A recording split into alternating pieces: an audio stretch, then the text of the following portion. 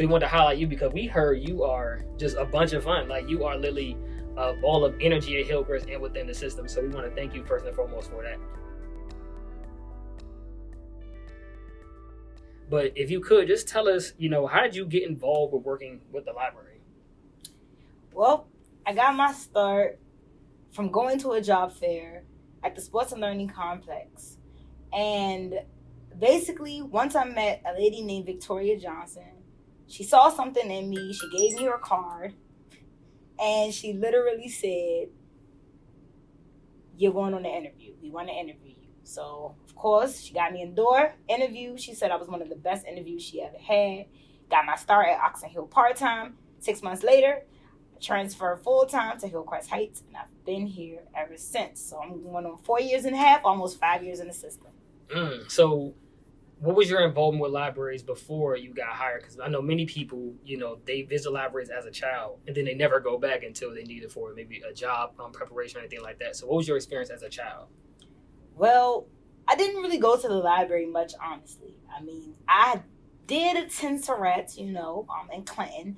So that was something. I would pick up a couple books here and there. But I would say my involvement with the library became stronger once I became a library associate.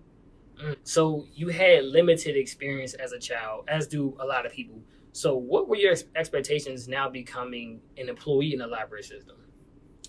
So it's crazy because when I first started, I really thought that the library was going to be this quiet place, and I didn't expect to have like young co-workers or anything like that. But obviously, that turns out to be the exact opposite. The library gets loud, and I have young co-workers ranging to older co-workers. And the older co-workers, I appreciate them so much because they give me wisdom. They give me a better understanding of how far libraries have come over their years of being in the system. And then, of course, the younger co-workers give me that energy. They help me to kind of shape some of the things that I want to do. And because we all see the same path and the same things that we're fighting towards for the library system, it makes us a better unit together. So that's a big thing for me. Where do you think the library can go from here? Obviously, we have a mixture of old and young. We have a lot of, again, energy, people with a bunch of different characteristics. Where do you see PGCMLS going in terms of their overall impact? I see us going up. I think that when you bring in innovative and creative minds to a platform such as a library system where you're going to have older customers and younger customers, you have to be different. You have to be unique. And that's something that I think that PGCMLS is moving towards. We're trying to ask ourselves, what makes us different from the next library branch? What makes us different from the next library system? And I think it's just the spirits that we have, the ideas that we have, the wants and the needs that we're having. If we continue to work towards that, we're going to progress into things that you've never seen before. So speaking about the spirit, I've always wondered, I'm sure our viewers are as well, what are some skills or character traits you think that it takes to be a great library associate? The Children's Reference Center or even the Adult Reference Center, what are some things that you think will make somebody a great library associate? Well, first of all, it takes charisma. I think that when you're charming, and you have this certain nature about yourself, you're going to draw somebody into you. Then, of course, your energy, your enthusiasm, and, of course, how you treat people. Maya Angelou said it best. Some people will never forget, like they may forget what you said or, they may forget what you did, but they'll never forget how you made them feel. And I think it's important to make somebody feel like their own person. Everybody's an individual. When you tap into the talents and the hearts and the minds of especially the youth, they begin to feel recognized and they begin to feel valued. And when you give that to somebody, it leaves an unremarkable feeling. Indeed. So you spoke about making people feel a certain way.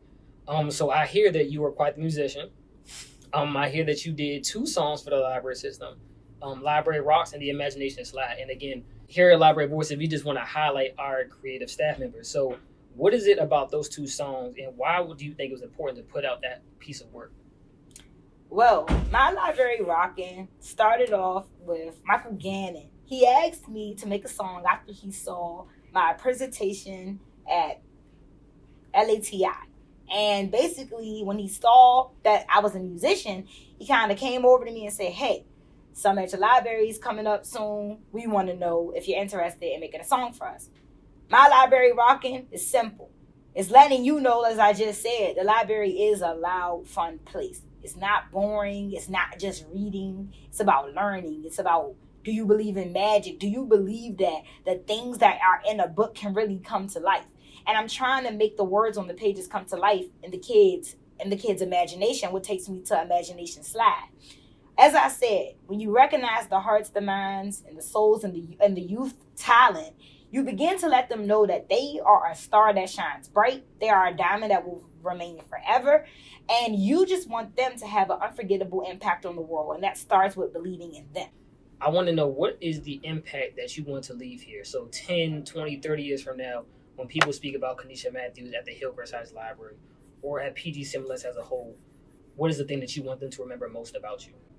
Honestly, I want people to remember me for not only how I made them feel, but for what I had to offer and how it affected them. And what way did my lyrics give rise to what you do today? And what way did my piece of advice that you needed something on, or something that I helped you with, or maybe it was a patron I helped do a resume for, did that help you get a job? What did I give you as a token for my appreciation for you coming to me to visit this library? And that's what I hope to give impact to. Kind of job. We find things about ourselves every single day. So what is one thing that you learned about yourself since being here? Y'all just rolling with the good questions. Honestly, I must say, I'm a big self-reflector. I think that sometimes we look in the mirror and we see an image, but sometimes you got to go a little deeper, beyond the surface. And within my 4.5 years of working in the library, that I can truly say that something I've learned about myself is, in order to be the best you can be, you sometimes have to let things go and rise above to become your higher self. It's not always about you getting your point across. It's not always about you being right. No matter if it's with your employers, your employee, the customer, sometimes it's just about the bigger picture. When you continue to paint the bigger picture, you'll never miss the subtle details. And that's important.